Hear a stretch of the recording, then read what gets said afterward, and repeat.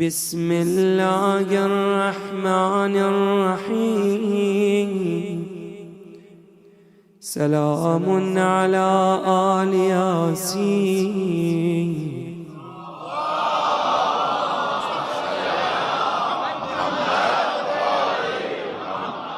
یہ محبت بھی کیا حسین کی ہے، یہ محبت بھی کیا حسین کی ہے، گفتگو جا بجا حسین کی ہے، یہ محبت بھی کیا حسین کی ہے۔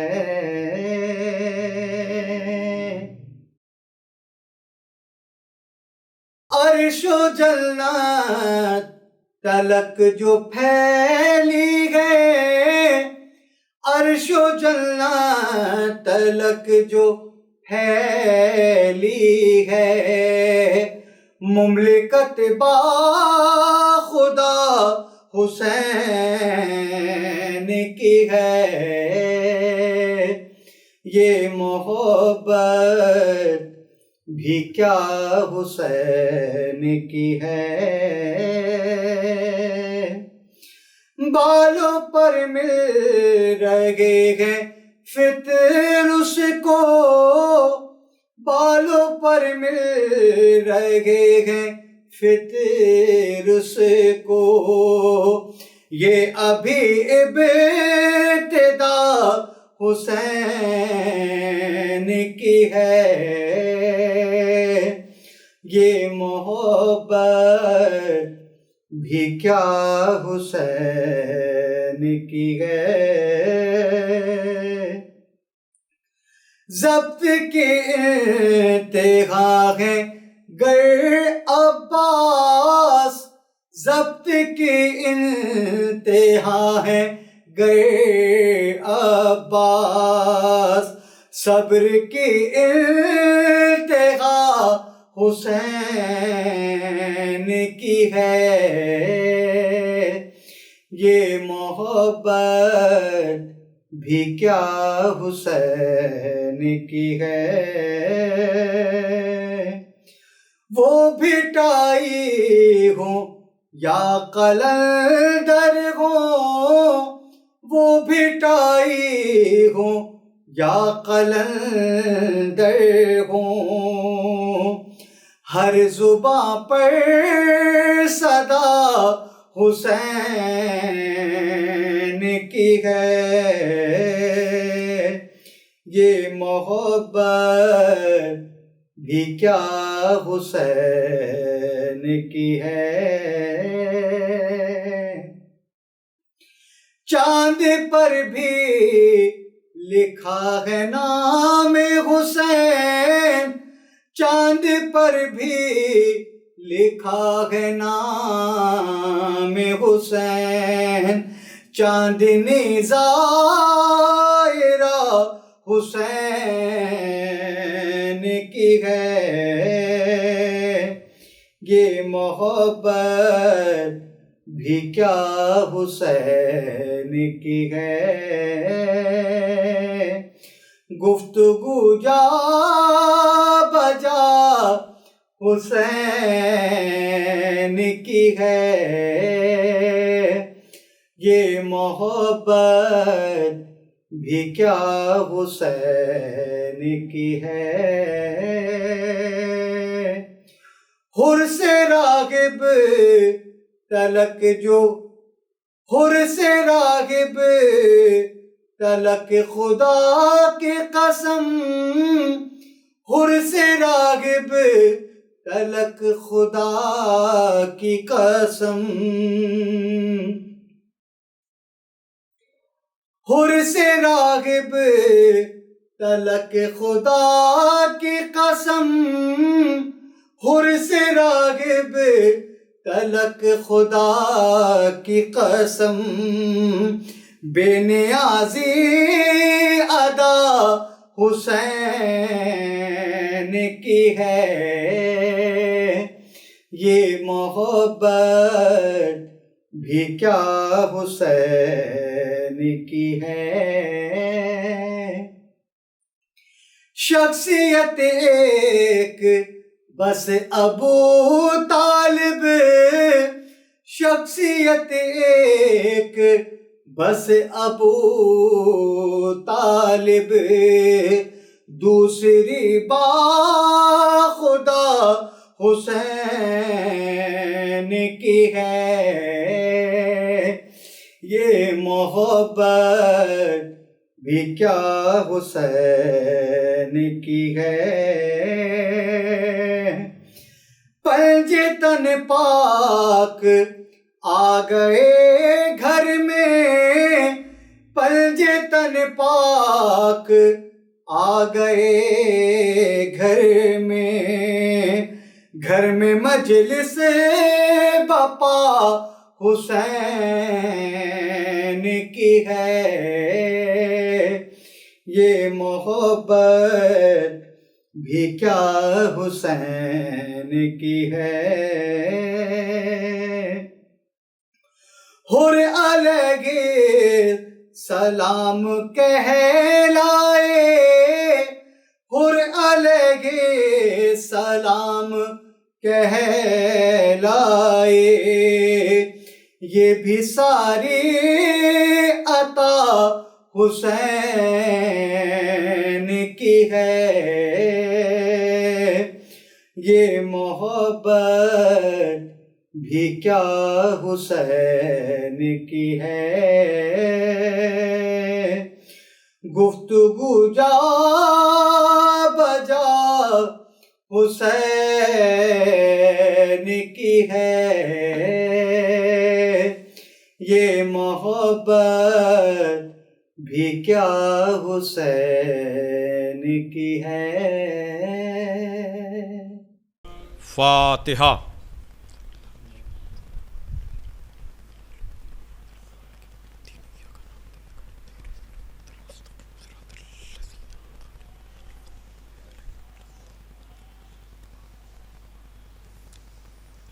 اعوذ باللہ من الشیطان اللعین الرجیم، بسم اللہ الرحمن الرحیم۔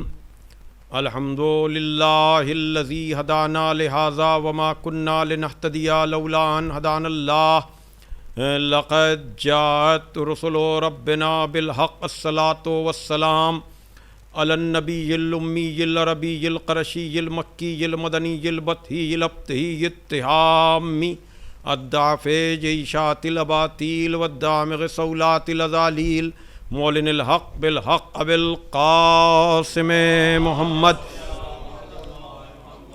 وآلہ الطیبین الطاہرین المعصومین المظلومین الذین اذھب اللہ عنہم الرجس وطہرہم تطہیرا، ولعنۃ اللہ علی اعدائہم اجمعین من الآن الی یوم الدین۔ اما بعد فقد قال علی علیہ السلام، الا وإن لكل ماموم اماما یقتدی بہ ویستضیء بنور علمہ، الا وإن امامکم قد اکتفی من دنیاہ بتمرہ ومن تومہ بقرصہ، الا وإنکم لا تقدرون علی ذلک ولیکن عینونی بورعین و اجتہاد و عفت و صداد۔ صلوات بھیجے محمد والے محمد۔ بزرگان محترم و دوستان عزیز، محمدی ٹرسٹ لندن کے زیر اہتمام منعقد ہونے والا عشرہ مجالس، جو اس سال بھی ٹاؤن ہال لندن میں نہ ہو کر آن لائن منعقد کیا جا رہا ہے اور ہدایت ٹی وی، یوٹیوب اور فیس بک پیج سے نشر کیا جا رہا ہے۔ آج اس سلسلہ ذکر و بیان کی یہ 5ویں تقریر ہے۔ گفتگو کا عنوان مقام امامت و صحابیت اور فلسفہ شہادت، اور گفتگو کا ذریعہ خدائے فصاحت، مولائے بلاغت، غالب علی کل غالب، مطلوب کل طالب حضرت علی ابن ابی طالب علیہ السلام کی زبان مبارک پر جاری ہونے والے الفاظ ہیں جو نہج البلاغہ کے دوسرے جز یعنی خطوط اور لیٹرز کے باب اور چیپٹر کے 45 نمبر کے خط کے الفاظ ہیں جو آپ نے بصرے کے گورنر کے نام تحریر کیا، اور اس میں امام اور ماموم، لیڈر اور فالوور، رہبر اور رہنما، ان دونوں کے مراتب اور مقامات کا ذکر کیا۔ چونکہ یہ تحریر ایک ایسے شخص کو لکھی گئی تھی جو رسول کا بھی صحابی تھا اور امام معصوم کا بھی صحابی تھا، اور معتبر اور معتمد لوگوں میں تھا، لیکن ایک دعوت میں جانے کی وجہ سے جہاں امیروں کو بلایا گیا تھا اور غریبوں کو دھتکار دیا گیا تھا، تو مولائے کائنات نے کہا کہ میرے پاس تمہارے سلسلے میں یہ خبر پہنچی ہے کہ تم ایک ایسی دعوت میں گئے، مجھے تم سے یہ امید نہیں تھی۔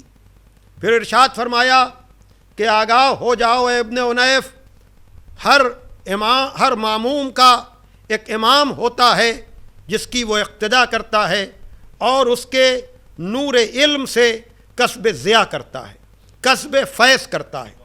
اور جہاں تک تمہارے امام کی بات ہے، اس نے تمہاری اس دنیا سے غذا کے نام پر 2 روٹیاں لیں اور لباس کے نام پر 2 چادریں لیں، وَإِنَّكُمْ لَا تَقْدِرُونَ عَلَى ذَلِكَ، اور تم اس بات پہ قدرت نہیں رکھتے ہو کہ میری طرح اختیار ہوتے ہوئے ایسا لباس اور ایسی غذا استعمال کرو۔ وَلَكِنْ أَعِينُونِي بِوَرَعٍ وَاجْتِهَادٍ وَعِفَّةٍ وَسَدَادٍ، لیکن تم میرے معین و مددگار بن سکتے ہو تقوی اور پرہیزگاری کے ذریعے سے، عفت و پاک دامنی کے ذریعے سے، صحیح اور کوشش کے ذریعے سے، اور سلامت روی کے ذریعے سے۔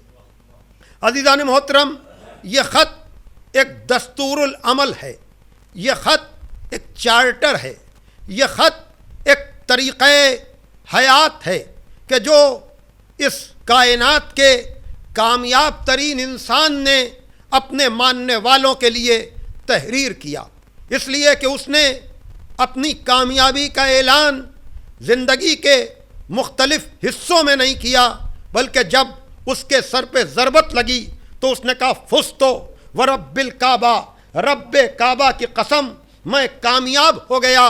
یہ کامیاب ترین انسان کون ہے جو کعبے کی نسبت سے قسم کھا رہا ہے؟ یقیناً یہ وہی ہے جو مولود کعبہ ہے اور مسجد میں جس کے سر پہ ضربت لگ رہی ہے۔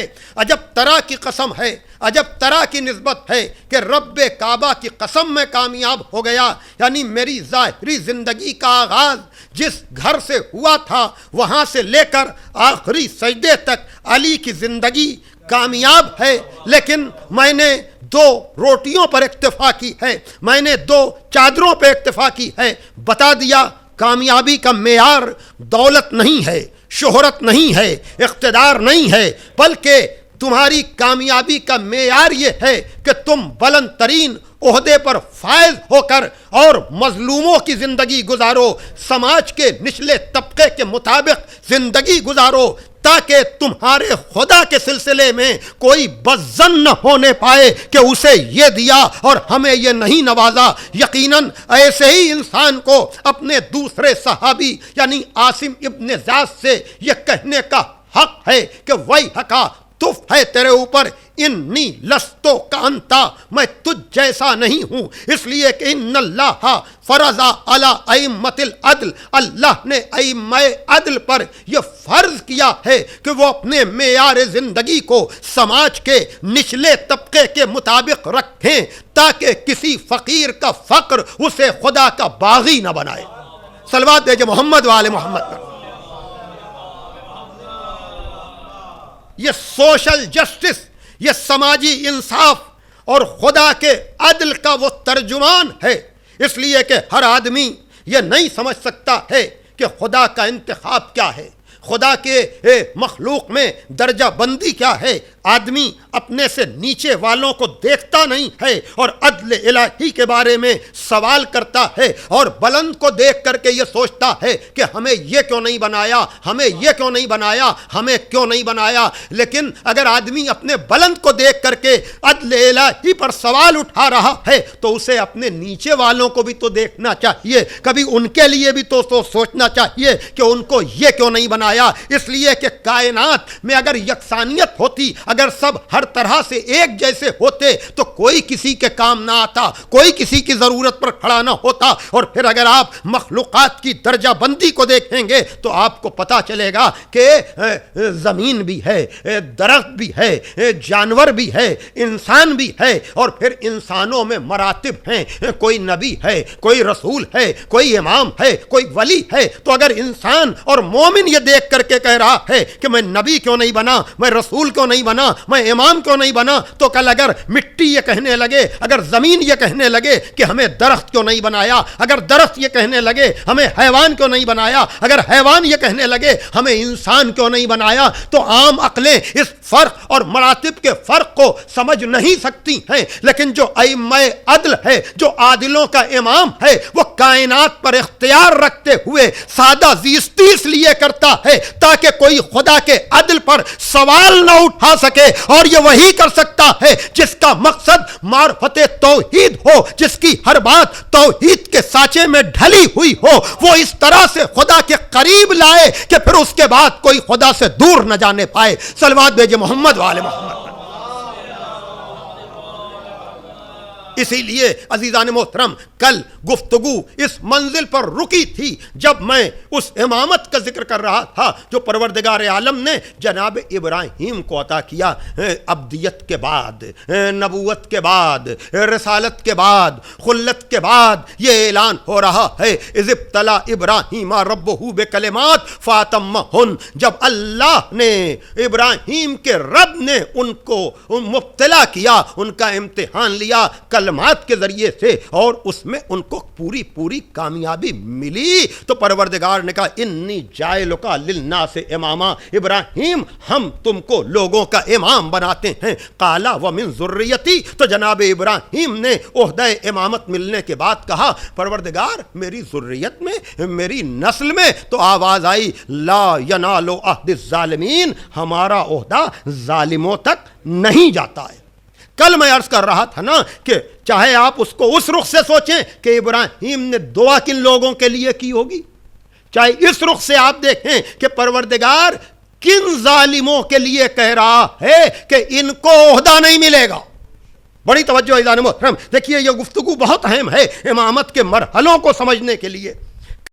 ابراہیم کی جانب سے ترجمانی کر رہا تھا کہ یہ پاسبلٹیز ہیں کہ ابراہیم کن لوگوں کے لیے دعا کر سکتے ہیں. توجہ فرمائیے گا، میں نے یہی کہا تھا نا کہ علماء نے، مفسرین نے امامت کی اس آیت کی تفسیر میں جو عقلی بحث کی ہے وہ یہ کی ہے کہ ابراہیم دعا کر کن لوگوں کے لیے سکتے ہیں. 4 طرح کے لوگ ہو سکتے ہیں جنہوں نے ساری زندگی ظلم کیا ہو، اور یہ ذہن میں رہے ان الشرک لظلم عظیم، شرک سب سے بڑا ظلم ہے. تو جس نے ساری زندگی ظلم کیا ہو، ابراہیم جیسا موحد، اس کے لیے تو دعا کر نہیں سکتا. توجہ فرمائیے گا. اور اگر ابراہیم کی نگاہ میں وہ لوگ رہے ہوں جنہوں نے پیدا ہونے سے لے کر آخری وقت تک کوئی ظلم نہ کیا ہو، تو یہ جواب کیوں آتا عہدہ ظالموں کو نہیں جائے گا. توجہ فرمائیے گا. تیسری صورت کیا بنتی ہے؟ آدمی نے آغاز میں ظلم کیا ہو اور پھر انتہا پر اس نے ظلم سے توبہ کر لی ہو. چوتھی صورت جو بنتی ہے کہ پہلے تو اچھا تھا بعد میں ظالم بن گیا. تو جس نے ساری زندگی ظلم کیا اس کے لیے بھی امکان دعا نہیں. توجہ کیجئے گا. یا جس نے پہلے اچھی زندگی گزاری بعد میں ظالم ہو کر کے مر رہا ہے تو اس کے لیے بھی دعا کا امکان نہیں. تو وہی تو بچتا ہے. توجہ فرمائیے گا. یا خدا جن کے لیے کہہ رہا ہے ظالموں تک میرا عہدہ نہیں جائے گا، تو یہ ظالم وہ ہرگز نہیں ہو سکتے جنہوں نے پوری زندگی ظلم کیا ہو. بھائی توجہ کیجئے گا. ان کے لیے تو امکان امامت ہی نہیں ہے. توجہ کیجئے گا. اور ان کے لیے بھی امکان امامت نہیں ہے جو پہلے تو اچھے رہے ہوں بعد میں ظالم ہو گئے ہوں. تو اب دو ہی امکانی لوگ بچتے ہیں، ایک تو وہ لوگ جو پہلے ظالم رہے ہوں اور بعد میں توبہ کر لی ہو، تو ظاہر سی بات ہے کہ خدا یہ کہہ رہا ہے ظالموں تک نہیں جائے گا، تو یقیناً اگر ظلم کرنے کے بعد توبہ کر بھی لی ہو تو چونکہ عہدہ امامت نبوت سے آگے ہے، رسالت سے آگے ہے، خلت سے آگے ہے، اس لیے ایسا بھی اس وجہ وہ نہیں ہو سکتا ہے کہ جو پہلے تو ظالم رہا ہو بعد میں توبہ کر لی ہو، یقیناً عہدہ امامت کے لائق وہی ہو سکتا ہے۔ صلوات دے محمد والے محمد پر۔ یہ میں نے کل کی گفتگو کی تکرار کی ہے تاکہ لوگ متصل ہو جائیں، تو یہاں پر تو یہ ہو گیا کہ یہ نہیں ہو سکتے۔ توجہ فرمائیے گا، جب یہ نہیں ہو سکتے تو اب سوائے معصوم کے بچتا کون ہے؟ جہاں ترک اولا کبھی شائبہ نہ ہو، اس کے علاوہ عہدہ امامت تک جا کون سکتا ہے؟ توجہ فرمائیے گا عزیزان محترم۔ لیکن آئیے یہ تو یہ تھا کہ یہ نہیں ہو سکتے، اب بات یہ کی جائے کہ ہو کون سکتا ہے۔ توجہ کیجئے گا، تو یہاں پر ایک لفظ جو استعمال ہو رہا ہے، انی جاعلک للناس اماما، ابراہیم ہم تم کو لوگوں کا امام بنائیں گے۔ تو لفظ جاعل بوزن فاعل، یعنی کام کا کرنے والا، ہونے والا یا بنانے والا۔ توجہ فرمائیے گا، ہم تم کو لوگوں کا امام بنا رہے ہیں۔ لفظ جاعل یاد رکھیے گا، یعنی قرار دینے والا کون ہے؟ پروردگار، اور یہ فاعل کے وزن پر ہے جو مضارع کی جگہ آتا ہے، یعنی پریزنٹ اور فیوچر کو لے کر کانٹینیوٹی کو بتا رہا ہے، یعنی یہ کام مسلسل ہوتا رہے گا، اسی لیے عہدہ امامت قیامت تک جائے گا۔ توجہ کیجئے گا، اور اسی طرح سے خلافت کا عہدہ بھی دیکھیے، خلیفہ نبی بھی ہو سکتا ہے، رسول بھی ہو سکتا ہے، امام بھی ہو سکتا ہے۔ خلافت کا مطلب یہ ہے کسی کی جگہ آنے والا۔ تو اگر خدا خلیفہ بنا رہا ہے تو خلیفۃ اللہ یعنی نمائندہ پروردگار، تو نتیجہ یہ نکلا کہ نمائندہ پروردگار ہر دور میں رہے گا، چاہے نبوت کی شکل میں ہو، چاہے رسالت کی شکل میں ہو، چاہے امامت کی شکل میں ہو۔ صلوات بھیجئے محمد والے محمد پر۔ توجہ فرمائیے گا، تو وہاں اب جب آئیے سب سے پہلے عہدے کی اگر بات کی جائے، دیکھیے ولو یہ کہ ہماری زبان عربی نہیں ہے، لیکن ایک قوم اور قبیلے کا لفظ ہمیں متوجہ تو کر سکتا ہے، ہم سمجھ تو سکتے ہیں کہ یہ لفظ اگر دوسری جگہ بھی استعمال ہو رہا ہے تو اس کے بعد آنے والے عہدے کا بھی منصب یہی ہوگا، مقام یہی ہوگا، مراتب یہی ہوں گے۔ ہاں، تلک الرسل فضلنا بعضهم علی بعض کی منزل الگ ہے کہ بعض کو بعض پر فضیلت دی ہے، اس لیے نبوت میں بھی درجے ہو سکتے ہیں، رسالت میں بھی درجے ہو سکتے ہیں، امامت میں بھی درجے ہو سکتے ہیں، لیکن ایک بات طے ہے کہ عہدہ الہی خدا کا بنایا ہوا ہوتا ہے، بندوں کا بنایا ہوا نہیں ہوتا ہے۔ صلوات بھیجئے محمد والے محمد پر۔ تو اب جب بات ہو رہی ہے عہدہ الہی کی، ہمارا عہدہ ظالموں تک نہیں جائے گا۔ آغاز آدمیت کا قصہ ہے، جہاں پروردگار عالم ارشاد فرما رہا ہے، انی جاعل فی الارض خلیفہ، میں زمین پہ خلیفہ بنانے والا ہوں۔ توجہ فرمائیے گا، دیکھ رہے ہیں وہاں کیا ہے؟ انی جاعلک للناس اماما، یہاں کیا ہے؟ انی جاعل فی الارض خلیفہ۔ قالوا اتجل فیہا من یفسد فیہا ویسفک الدماء ونحن نسبح بحمدک ونقدس لک قال انی اعلم ما لا تعلمون۔ جب بزم ملائکہ میں پروردگار عالم نے یہ اعلان کیا کہ میں زمین پر خلیفہ بنانے والا ہوں، تو ان لوگوں نے کہا کہ اسے بنا رہا ہے، اتجلو، پھر لفظ جال ہے، کیا اسے بنا رہا ہے جو فساد کرے گا زمین پر جا کر کے اور خون بہائے گا؟ حالانکہ ہم تو تیری تسبیح کرتے ہیں، ہم تو تیری تقدیس کرتے ہیں، ہم تو تیری تسبیح و تقدیس کے ذریعے سے تیری عبادت کرتے ہیں۔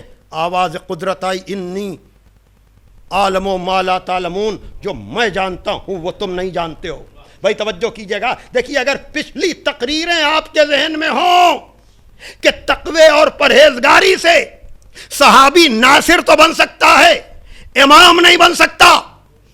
بھائی توجہ کیجئے گا، جب بزم ملائکہ میں بیٹھنے والے بھائی توجہ کیجئے گا، بز میں خدا میں بیٹھنے والے ملائکہ، میں کچھ کہہ رہا ہوں توجہ فرمائیے گا، وہ دعویٰ نہیں کر سکتے کہ ہمیں بنا دے اپنی عبادتوں کی بنیاد پر۔ ایک صلوات بھیجیے نا محمد والے محمد پر، ذرا سا توجہ فرمائیے گا عزیزان محترم۔ بھائی ملائکہ اپنی تسبیح کا حوالہ دے رہے ہیں، اپنی تقدیس کا حوالہ دے رہے ہیں، لیکن پروردگار کہہ رہا ہے جو ہم جانتے ہیں وہ تم نہیں جانتے ہو۔ اپنی عبادتوں کی بنیاد پر ہمارے عہدے کے تم حقدار نہیں بن سکتے ہو، اپنی تسبیح کی بنیاد پر تم ہمارے عہدے کے حقدار نہیں بن سکتے ہو۔ یہاں جال پروردگار ضروری ہے۔ خدا تمہیں قرار دے، خدا تمہیں بنائے، خدا تمہیں منتخب کرے۔ پھر کیا کہا؟ وَعَلَّمَ آدَمَ الْأَسْمَاءَ كُلَّهَا ثُمَّ عَرَضَهُمْ عَلَى الْمَلَائِكَةِ، کہا جو میں جانتا ہوں وہ تم نہیں جانتے ہو۔ پھر کیا کہا کہ اللہ نے آدم کو اسماء کی تعلیم دے دی، تو ملائکہ کے سامنے آدم کے کمال کا پہلا مرحلہ علم کا ہے۔ توجہ فرمائیے گا، گویا کہ بتایا کہ ہمارا جو نمائندہ بن کر جائے گا وہ علم کے ساتھ جائے گا، اور یہ علم بندوں سے لیا ہوا نہیں ہو سکتا، یہ علم پروردگار سے لیا ہوا ہونا چاہیے۔ بھائی توجہ فرما رہے ہیں، اس لیے کہ جہل بھی ایک طرح کا ظلم ہے، تو جو پیدائشی عالم نہ ہوگا اسے عہدہ امامت ملے گا کیسے؟ بھائی توجہ کیجئے گا، شاید یہی وجہ ہے کہ آغوش رسول پر آتے ہی مولا علی نے آسمانی کتابوں کی تلاوت کر دی تاکہ کعبے سے ملنے والی امامت کے علم کا اعلان ہو جائے۔ ممکن ہے اب کسی کے ذہن میں خیال آئے کہ نبی پیدا ہوئے تھے تو انہوں نے آسمانی کتابوں کی تلاوت نہیں کی۔ ارے اس نقطے کو آپ سمجھ نہیں سکے، بڑا باریک نقطہ ہے۔ آغوش رسالت میں آ کر مولا علی نے خالی اپنے علم کا اعلان نہیں کیا، علم نبوت کا بھی اعلان کیا، اس لیے کہ اگر نبی پڑھتے تو سمجھتا کون؟ آغوش رسول میں آ کر مولا علی نے اپنے علم کا نہیں بلکہ علم نبوت کا بھی اعلان کر دیا کہ اگر مجھ جیسا پڑھنے والا ہے تو نبی جیسا سمجھنے والا ہے۔ صلوات دیجئے محمد والے محمد پر۔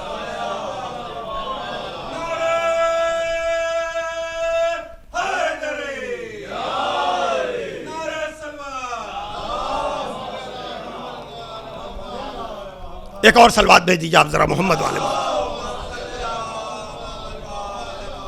توجہ فرمائیے گا عزیزان محترم، تو اب طے کیا پایا؟ میں نے کہا نا کہ ظالم تو نہیں ہو سکتا، لیکن ہونے میں پہلی شرط علم کی ہے۔ یہی وجہ ہے کہ جب سقیفہ کی کارروائی کے بعد یزید کا دادا ابو سفیان بھاگا ہوا مولا علی کے پاس آیا جناب عباس ابن عبد المطلب کے ذریعے سے، اور کہا کہ ہم چاہتے ہیں کہ ہم آپ کے ہاتھ پر بیعت کریں، تو فتنہ و فساد سے امت کو بچانے والا میرا مولا، نظام عدل کو قائم کرنے والا میرا مولا۔ اس لیے کہ وہاں ملائکہ یہ کہہ رہے تھے نا، اسے بنا رہا ہے جو زمین پر جا کر فساد کرے، اسے بنا رہا ہے جو زمین پر جا کر خونریزی کرے۔ میں کہوں گا ذرا آ کر یہاں دیکھو کہ علی جیسے امام عادل کو حکومت کی پیشکش ہو رہی ہے، لیکن وہ ملت کو فتنے سے بچانے کے لیے کہہ رہا ہے کہ تو کب سے اسلام کا وفادار ہو گیا؟ صلوات دیجئے محمد والے محمد پر۔ مقام امامت کو سمجھیے، دیکھیے وہاں کیا ہے، اسے بنا رہا ہے جو زمین پر جا کر فساد کرے، اور خدا کیا کہہ رہا ہے، جو میں جانتا ہوں وہ تم نہیں جانتے ہو۔ یعنی خدا جواب دے رہا ہے جو میرا بنایا ہوا ہوگا وہ نہ فتنہ کرے گا، نہ فساد کرے گا، نہ خوریزی کرے گا۔ ارے میں کیا کہہ رہا ہوں، توجہ فرمائیے گا، میں خود لطف لے رہا ہوں اس منزل کے اوپر، اس لیے کہ فتنوں سے جتنا زیادہ علی جیسے امام عادل نے امت کو بچایا ہے، توجہ کیجئے گا، ورنہ آپ بتائیں کہ علی کے پاس ایک ایسا شخص آ رہا ہے جو مختلف میدانوں کا بھاگا ہوا ہے اور جو سازشی بھی ہے، جو اپنے ساتھ لشکر کو جمع بھی کر لیتا ہے، لیکن علی بتا رہے ہیں کہ ہمیں تیرے جیسے باغیوں کا کوئی سہارا نہیں چاہیے، ہمیں تیرے جیسے باغیوں کی کوئی مدد نہیں چاہیے، ہمیں تیرے جیسے فتنہ پروروں کا کوئی سہارا نہیں چاہیے۔ اب اس کے بعد مولا کائنات نے کہا، یہ نہج البلاغہ کا 5واں خطبہ ہے جہاں ارشاد ہو رہا ہے، ایھا الناس شقوا امواج الفتن بسفن النجات وعرجوا عن طریق المنافرہ ووضعوا تیجان المفاقرہ فإن اقل یقولوا حرسال الملک وإن اسکت یقولوا جزا من الموت ہیہات بعد اللتی واللتی واللہ لا ابن ابی طالب آنس بالموت من الطفل بصدر امہ بل اندمجت علی مکنون علم لو بہت بہ لا استربتم استراب الارشیا فی طویل بعیدہ۔ اے لوگو، فتنوں کی موجوں کو نجات کے سفینوں سے شک کر دو۔ دیکھ رہے ہیں آپ وہ بزم ملائکہ کا اعتراض، اور یہ عہدہ الہی علی کے پاس آ رہا ہے تو علی کیا کہہ رہے ہیں؟ اے لوگو، فتنوں کی موجوں کو نجات کے سفینوں سے شک کر دو، منافرت کے راستوں کو ترک کر دو، غرور و تکبر کے تاجوں کو سروں سے اتار کر پھینک دو۔ فَإِنْ أَقُلْ يَقُولُ حَرَسَالَ الْمُلْک، اگر میں کچھ کہتا ہوں تو تم یہ کہتے ہو کہ علی ملک کے لالچی ہیں۔ فَإِنْ أَسْكُتْ يَقُولُ جَزَا مِنَ الْمَوْتِ، اور اگر میں خاموش ہو جاتا ہوں تو تم یہ کہتے ہو کہ علی موت سے ڈر گئے۔ واللہ بعد اللتی واللتی، میرے چھوٹے اور بڑے مارکے دیکھنے کے بعد تم یہ کہہ رہے ہو کہ علی موت سے ڈر گئے۔ واللہ لا ابن ابی طالب آنس بالموت من الطفل بصدج الامہ، خدا کی قسم ابو طالب کا بیٹا علی موت سے اتنا مانوس ہے جتنا ایک بچہ مقام شیر مادر سے مانوس نہ ہوگا۔ صلوات دیجئے محمد و آل محمد۔ واللہ لا ابن ابی طالب آنس بالموت من الطفل بصدج الامہ، خدا کی قسم ابو طالب کا بیٹا علی موت سے اتنا مانوس ہے جتنا ایک بچہ مقام شیر مادر سے مانوس نہ ہوگا۔ اور اگر تم جاننا چاہتے ہو کہ میں خاموش کیوں ہوں، یہ ہے علم کی منزل، جس شرط پر، جس صفت کی وجہ سے آدم کو عہدہ الہی مل رہا ہے، تو اب اگر عہدہ امامت بھی کسی کو ملے گا تو اسے کمال علم کی منزل پر ہونا چاہیے کہ نہیں؟ اب علی کہہ رہے ہیں بل اندمجت علی مکنون علم لو بہت بہ لا استربتم استراب الارشیا فی طویل بعیدہ، میں خاموش اس وجہ سے ہوں کہ میں ایسے راز ہائے سربستہ سے واقف ہوں، میں ایسے مخفی علوم کا عالم ہوں کہ اگر اس کا اظہار تم پہ کر دوں تو تم اس طرح سے کانپنے لگو گے جیسے گہرے کنووں میں پڑی ہوئی ڈولوں کی رسیاں کانپتی ہیں۔ صلوات دیجئے محمد و آل محمد۔ توجہ فرما رہے ہیں عزیزان محترم، یعنی میرے مولا نے بتایا کہ تم میرے علم کو برداشت نہیں کر سکتے ہو، تو کل گفتگو آخر میں ربط مصائب سے پہلے کس منزل پر رکی تھی کہ فکر کی آخری منزل کو علی کہتے ہیں، اور میں نے جناب حر کا تذکرہ کرتے ہوئے کیا کہا تھا کہ فکر کی آخری منزل تو حر ہیں، علی کی آخری منزل کو سمجھے گا کون؟ توجہ کیجئے گا، اس لیے کہ علی کے مقام کا آغاز ہوتا کہاں سے ہے؟ توجہ فرمائیے گا، اس لیے کہ علی کے مقام کو اگر سمجھنا ہے تو ان مرحلوں میں نہ سمجھیے جہاں علی نے خاموش ہو کر حکومت کو ٹھوکر ماری۔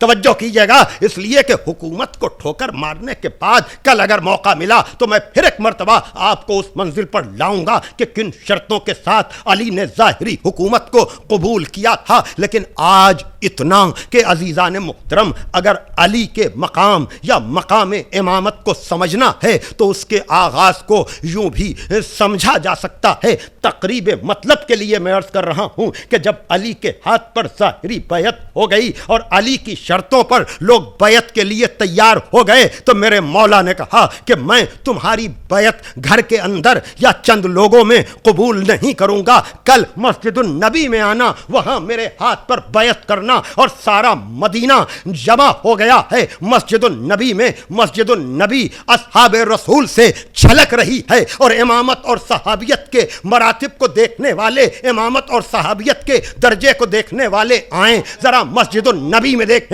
جب پوری مسجد اصحاب رسول سے چھلک رہی ہے، اور ایک مرتبہ امام عادل آ رہا ہے، امام معصوم آ رہا ہے، امام مبین آ رہا ہے، کائنات کی ہدایت کرنے والا آ رہا ہے، نفس رسول آ رہا ہے, زوج بطول آ رہا ہے, حسنین کا بابا آ رہا ہے, اور تاریخ کے کیمرے علی کے ہر قدم پر لگے ہوئے ہیں تاکہ جگہ کا تعین کیا جائے, مقام کا تعین کیا جائے. وہ کہ جس نے کہا تھا اگر میں بولوں گا تو تم اس طرح سے کانپو گے جیسے گہرے کنویں میں پلی ہوئی ڈوروں کی رسیاں کانپتی ہیں, اس لیے کہ تم میرے علم کی گہرائی کو سمجھ نہیں سکتے ہو. علی نے مسجد النبی میں قدم رکھا, سب کی نگاہیں علی کے قدموں کی طرف ہیں, اور علی بڑی تیزی کے ساتھ منبر نبی کی طرف بڑھ رہے ہیں, اور علی نے منبر کے قریب پہنچ کر پہلا زینہ, دوسرا زینہ, تیسرا زینہ, یہ زینے نہیں عبور کر رہے ہیں کہ گویا علی ان درجوں کو اس طرح سے سر کرتے ہوئے جا رہے ہیں کہ یہ بھی نہیں, یہ بھی نہیں, یہ بھی نہیں, اور اسی جگہ پر اپنے کو جا کر پہنچا دیا. یعنی زمانی فاصلے تو ہو سکتے ہیں لیکن نبی اور علی کے مرتبے کے فاصلے کو علی نے اپنے کو وہیں پر پہنچا کر کہ جہاں سے نبی گئے تھے وہیں پر علی بیٹھ گئے. صلوات دے محمد والے محمد پر. بھائی توجہ فرمائیے گا. اب ایک مرتبہ علی جب اس جگہ پر گئے جہاں پر نبی بیٹھا کرتے تھے, صحابہ سے بھری ہوئی مسجد ایک مرتبہ کانا پھوسی ہونے لگی اور لوگ آپس میں گفتگو کرنے لگے, لیکن علی نے کہا آج تاریخ کا وہ موقع ہے کہ آج کوئی پھانس دل میں رہنے نہ پائے. ایک مرتبہ علی نے منبر کی بلندی سے ان آپس میں کانا پھوسی کرنے والوں سے, آپس میں بات کرنے والوں سے ایک دم سے منبر کی بلندی سے کہا کہ کیا ہے اور یہ کیا ہے کہنا تھا جیسے چور رنگے ہاتھوں پکڑا جائے. بھائی توجہ کیجئے گا. ایک دم سے کہنے لگے نہیں کچھ نہیں, لیکن مولا نے کہا نہیں, بتاؤ تم کیا باتیں کر رہے تھے. اب بولنا پڑا. توجہ کیجئے گا. کہا یا علی ہم لوگ آپس میں یہ گفتگو کر رہے تھے کہ علی کا اگر کسی کا احترام نہ کرتے تو کم سے کم اس جگہ تو جا کر نہ بیٹھتے جہاں پر نبی بیٹھا کرتے تھے. شاید مولا علی بھی اسی جملے کے منتظر تھے تاکہ فیصلہ آ جائے کہ نفس رسول ہوتا کون ہے, خلیفہ خدا اور رسول ہوتا کون ہے. ایک مرتبہ میرے مولا نے منبر کے تختوں پر ہاتھ مار کر کہا ما ہذہ الخشبہ, ان لکڑی کے تختوں کی حیثیت کیا ہے. اس لیے کہ جس علی کے قدم دوش رسول پر جا چکے ہوں اگر وہ نبی کی جگہ بیٹھ جائے تو کوئی مقام تعجب نہیں ہے. صلوات بھیجئے محمد والے محمد.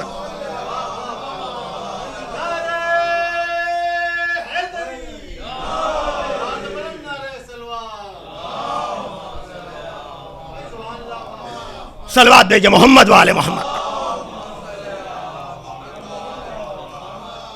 ہاں عزیزان محترم, یہ ہے مقام امامت جس کا تعین اس طرح سے ہو گیا کہ یہ نفس رسول ہے, یہ نفس خدا ہے. ہجرت کی شب بتا رہی ہے کہ خدا نے اس کے نفس کو اپنا نفس بتا دیا, اور مباہلے کا میدان بتا رہا ہے کہ پیغمبر اپنا نفس بنا کر لے گئے ہیں. تو جو نفس رسول کی منزل پر ہو وہ نبی کی جگہ سو بھی سکتا ہے, نبی کی جگہ بیٹھ بھی سکتا ہے. صلوات بھیجئے محمد والے محمد. بس عزیزان محترم, یہ مراتب کا فرق اگر آپ کے سامنے آ گیا ہے تو اگر باپ ایسا ہے تو اس کے ہونے والے بیٹے بھی کس منزل پر ہوں گے. اور یقیناً اگر کسی کو بھی عزت پانی ہے تو ان کے ناصروں میں شامل ہو جائے, ان کے مددگاروں میں شامل ہو جائے. اور یاد رکھیے گا, شاید میرے مولا نے دعوے حلمن بلند کر کے, یعنی مولا حسین نے کربلا کے میدان میں قیامت تک آنے والوں کے لیے نصرت کا دروازہ کھول دیا. جیسا کہ میں عرض کر چکا کہ دیبل سے یہ کہہ کر مرحبا یا دیبل, مرحبا بکا یا دیبل, اے دیبل مرحبا, استقبال کر رہا ہے امام معصوم. انتا ناصر ہونا و ماد ہونا, تم تو میرے ناصر ہو, تم تو میری مدح کرنے والے ہو. یاد رکھیے گا کہ اگر امام معصوم نے ہمیں یہ اجازت دی ہے کہ تم جب میرا تذکرہ سنو تو یہ کہو کاش ہم بھی ان کے ساتھ ہوتے تو ہم بھی عظیم کامیابی پر فائز ہوتے. یہ اجازت دے کر بتایا, اور پھر بتایا اگر تم اس وقت کے لشکر میں نہیں تھے تو اب ذکر کی سعادت حاصل کر کے, ذکر میں شامل ہو کر کے, غم میں شریک ہو کر کے تم میرے ناصر بن سکتے ہو. ہاں یہ مجلس حسین یقیناً انصار حسین اور حسین کے ناصروں میں شامل ہونے کی ایک منزل ہے۔ ہاں، اصحاب حسین کے لیے کل میں نے آپ کے سامنے یہ عرض کیا تھا کہ وہ سب سے آخر میں آنے والا حر کہ جس کا مقدر رومال زہرا بنا، حسین کے کسی صحابی کی عظمت کو سمجھا نہیں جا سکتا۔ اور یہ میں نہیں کہہ رہا ہوں، بلکہ اس وقت کے عظیم ترین مرجع آیت اللہ وحید خراسانی دامہ ظلہ العالی اصحاب حسین کا ذکر کرتے ہوئے کہتے ہیں کہ شیخ طوسی سے لے کر شیخ انصاری تک، شیخ طوسی وہ نجف کے حوضے کو قائم کرنے والا، اور شیخ انصاری جن کی کتاب آج بھی ٹیکسٹ بک کی صورت میں رسائل اور مقاصد کی شکل میں درس خارج کا جز بنی ہوئی ہے۔ ہاں، یا آخری سطوح کی کتابوں میں کہہ رہے ہیں کہ ان سے لے کر اس وقت تک حسین کی کسی صحابی کی عظمت کا کوئی ادراک نہیں کر سکتا۔ تو جب ان جیسے علماء اصحاب حسین کی عظمت کا ادراک نہیں کر سکتے تو کوئی نادان اور کوئی ناسمجھ اصحاب حسین کی عظمت کا ادراک کیا کرے گا؟ کیوں؟ اس لیے کہ وہ کہتے ہیں ان کی زیارت میں پتہ ہے کیا ہے؟ السلام علیک یا ابا عبداللہ وعلی الارواح التی حلت بفنائک، اے ابا عبداللہ آپ پر سلام ہو اور ان ارواح پر سلام ہو، ان روحوں پر سلام ہو جنہوں نے آپ کے در پر اپنے کو تحلیل کر دیا، جنہوں نے آپ کے در پہ اپنے کو فنا کر دیا۔ آپ دیکھ رہے ہیں ہاں عزادارو، تو اگر کل میں نے ذکر کیا تھا تو آج اصحاب اللہ اکبر جن کے لیے امام معصوم کہتے ہیں، آپ کو پتا ہے امام جعفر صادق کیا کہتے ہیں اصحاب حسین کے لیے؟ السلام علیکم ایھا الربانیون، السلام علیکم یا شیعۃ اللہ انتم خیرت اللہ، اے اللہ کے گروہ والو، اے اللہ کے شیعو، اے منتخب پروردگار جن کو اللہ نے منتخب کیا ہے ابا عبداللہ، اور جو خاصت اللہ ہیں۔ آپ اندازہ کر رہے ہیں ہاں عزادارو، تو سب سے آخر میں آنے والا اگر اس کی پیشانی پہ رومال زہرا بن رہا ہے تو اگر ان لوگوں کی یہ منزل ہے جن کو حسین جانے کی اجازت دے رہے ہیں، اگر وہ خیرت اللہ ہیں، اگر وہ منتخب پروردگار ہیں، تو اگر ان میں سے کوئی ایسا ہو جس کو خط لکھ کر حسین بلا رہے ہوں، اللہ اکبر، جن کو خط لکھ کر حسین بلا رہے ہوں، آپ سمجھ گئے ہوں گے ہاں عزیزان محترم، یقیناً بس مجلس اختتام کے باب میں آ گئی، آپ سمجھ گئے ہاں میں ہمیشہ 5ویں رات میں یعنی 4 محرم کو ذکر کرتا ہوں حسین کے اس بچپن کے دوست کا کہ جس کے لیے آپ سنیں گے ہاں عزادارو، پیغمبر اسلام مدینے میں اپنے اصحاب کے ساتھ جا رہے ہیں، چند بچے ایک جگہ کھیل رہے ہیں، آیت اللہ وحید کی زبانی یقیناً ایسا عالم ان لفظوں کو دہرا رہا ہے کہ ایک مرتبہ رسول 2 زانو ہو کر بیٹھ گئے اور ان بچوں میں سے ایک بچے کو اٹھا کر اپنے زانو پر بٹھایا اور اس کو بوسے دینا شروع کیے، 1 دفعہ نہیں، 2 دفعہ نہیں، 3 دفعہ نہیں، بلکہ متعدد دفعہ۔ اصحاب رسول نے پوچھا کہ یا رسول اللہ اس بچے کی خصوصیت کیا ہے؟ کہا میں نے ایک دن دیکھا کہ یہ بچہ میرے حسین کے قدموں کی خاک اپنے چہرے پر لگا رہا تھا، اپنی آنکھوں میں لگا رہا تھا، یہ میرا حبیب ہے، یہ میرا محبوب ہے۔ آپ دیکھ رہے ہیں محبوب خدا جسے اپنا حبیب کہے، جو محبوب خدا کا محبوب ہو، کہا یہ حسین کی وجہ سے مجھے عزیز ہے۔ کہا بھی رسالت مآب اپنے اصحاب کو بتا رہے تھے کہ ادھر سے جبریل یہ پیغام لے کر آئے کہ یا رسول اللہ یہ وہ بچہ ہے جو کربلا میں آپ کے حسین جزاکم ربکم. ہاں آزادارو یہ ہیں جناب حبیب ابن مظاہر. اللہ اکبر اللہ اکبر کہ جن کو حسین ابن علی نے پتا ہے خط کیسے لکھا ہے, اور یہ خط کے الفاظ میں نے خود دیکھا ہے جناب حبیب ابن مظاہر کی زری پر لکھے ہوئے ہیں کہ من الحسین ابن علی ابن ابی طالب الی الرجل فقی حبیب ابن مظاہر, حسین ابن علی کی طرف سے رجل فقی حبیب ابن مظاہر کی طرف, یا حبیب فانت تعلم قرابتنا من رسول اللہ صلی اللہ علیہ وآلہ وانت عارف بنا من غیرک. اے حبیب تم تو جانتے ہو کہ رسول اللہ سے میری کیا قرابت ہے, اور تم غیروں سے زیادہ میری اس نسبت کو جانتے ہو. وانت ذو شیما وغیرہ, اور تم تو صاحب غیرت ہو, تم تو صاحب جرت ہو. دیکھو تم اپنی جان قربان کرنے میں میرے اوپر کوئی بخل نہ کرنا, اور رسول خدا ہمارے جد تمہیں قیامت میں اس کا اجر دیں گے. ہاں آزادارو یہ حسین نے خط کیوں لکھا؟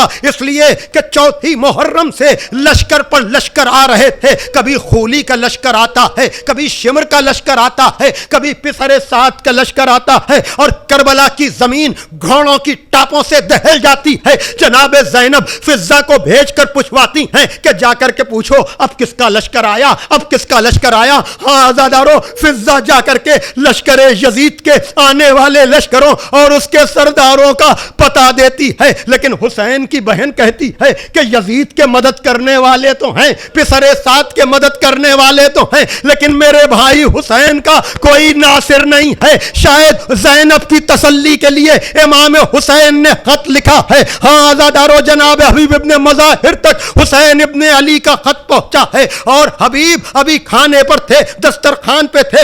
لقمہ گلوگیر ہوا کا لگتا ہے کہ کوئی آیا چاہتا ہے. ہاں آزادارو ایک مرتبہ دق الباب ہوا, انا برید الحسین, میں حسین کا قاصد ہوں. جناب حبیب ابن مظاہر نکل کر آئے. ہاں آزادارو حسین ابن علی کا خط لکھا, دیکھا, پڑھتے جاتے ہیں, روتے جاتے ہیں. ہاں آزادارو زوجہ اور شوہر میں یہ گفتگو کیا ہوئی آپ مختلف مجلسوں میں سنیں گے, لیکن مجھ سے تو اتنا سنیے. ایک گھوڑے کے ساتھ اپنے غلام کو بھیجا, کہا فلاں مقام پر تم میرا انتظار کرنا. غلام گیا ہے, کوفے کی فضا ہموار نہیں ہے, پہنچنے میں تاخیر ہوئی تو جانور رونے لگا, اور غلام نے کہا کہ اگر آقا نے آنے میں تاخیر کی تو میں چلوں گا مدد کے لیے. ہاں آزادارو جناب حبیب ابن مظاہر نے سن لیا, آسمان کا رخ کیا, کہا میرے مولا پہ کون سا وقت آ گیا کہ غلام نصرت کے لیے اللہ اکبر حبیب چلے. کوفے کی طرف سے گرد نمودار ہوئی. حسین نے اپنے اصحاب کو بھیجا,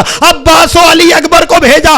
اب جب نعرہ تکبیر کے حصار میں حبیب خیمے کے قریب پہنچے, جناب زینب نے کہا فضہ جا کر کے خبر تو لے کر آ. ہاں آزادارو جناب فضہ آئی, پتا چلا بچپن کا دوست حبیب آیا ہے, جا کر خبر دی مبارک ہو حسین کا ناصر آیا, کہا جا کر میرا سلام. فضہ نے آ کر سلام کہا, حبیب نے امامہ پھینک دیا, کہا یہ موقع آ گیا, میں کہوں گا حبیب ابھی تو تڑپ گئے, لیکن عصر عاشور کے وقت تمہارا یہ مولا تنا ہوگا, پکار رہا ہوگا, کوئی مدد کرنے والا نہ ہوگا. واہ حسینا واہ مظلوما, الا لعنت اللہ علی القوم الظالمین, سیعلم الذین ظلموا ای منقلب ینقلبون. حبیب آ جاؤ, حبیب آ جاؤ, حبیب آ جاؤ, حبیب آ جاؤ, حبیب آ جاؤ, حبیب آ جاؤ. حسین تم کو بلاتا ہے کربلا, حبیب آ جاؤ, حبیب آ جاؤ, حبیب آ جاؤ, حبیب آ جاؤ. راہ نرغے میں آدا کے فاطمہ کا پسر, عجیب وقت گئے مجھ پر مدد کرو آ کر, تمہیں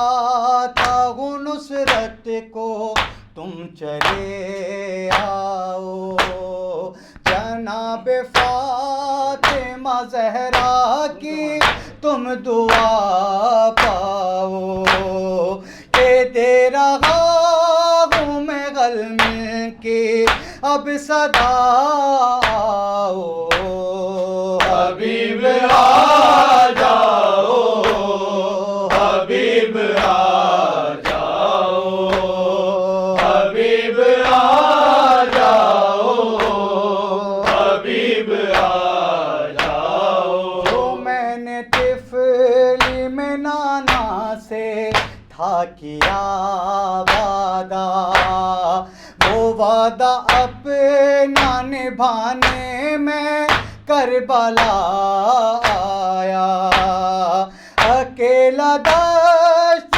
میں تنہا ہوں میں کھڑا، آؤ، حبیب آ جاؤ، حبیب آ جاؤ، حبیب آ جاؤ، حبیب آ جاؤ، اے ساتھ زینب کلثوم اور علی اصغر، سکینہ قاسم و عباس اور علی اکبر، کہ ہم کو گھیرے گئے مقتل میں اشکیا، آؤ، حبیب آ جاؤ، حبیب آ جاؤ، حبیب آ جاؤ،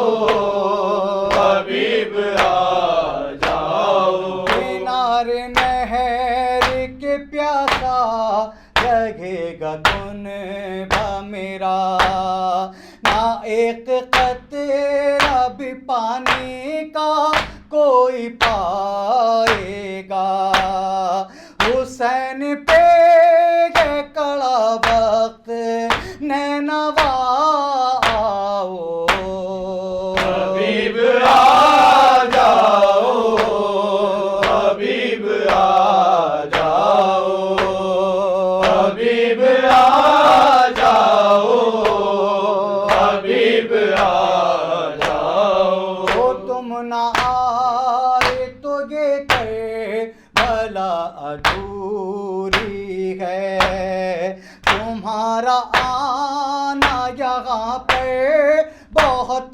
ضروری ہے، نبی کے دین کی نصرت کو کربلا آؤ، حبیب آ جاؤ، حبیب آ جاؤ، حبیب آ جاؤ، حبیب آ جاؤ، بہت قریب ہے اب مجھ سے یوم عاشورا، میں اپنا دین بچانے کو سر کٹاؤں گا، کہ مجھ پہ ہونے کو ہے ظلم اور جفا، حبیب آ جاؤ، حبیب آ جاؤ، حبیب آ جاؤ، حبیب آ جاؤ، جری حسین کا خط جب حبیب نے پایا، تڑپ کے زوجہ سے رو رو کے بس یہ فرمایا، میں جا رہا ہوں کہ آقا نے دی صدا، آؤ، حبیب آ جاؤ، حبیب آ جاؤ، حبیب آ جاؤ، حبیب آ جاؤ، میرے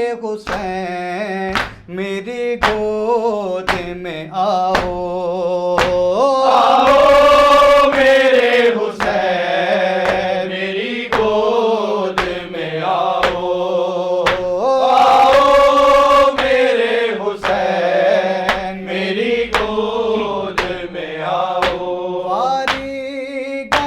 تم ہو میرے جیون کی کمائی، دیتی ہے دعا تم کو کہ امت کی ستائی، رب خیر کرے دیکھو نہ تم آب لپائی، اماں کے کری آؤ نہ اب دیر لگاؤ، میں تم کو بلاتی ہوں نہ تم اشک بہاؤ، آؤ میرے حسین میری گود میں آؤ، آؤ میرے حسین میری گود میں آؤ، جو میں نے مصائب سہے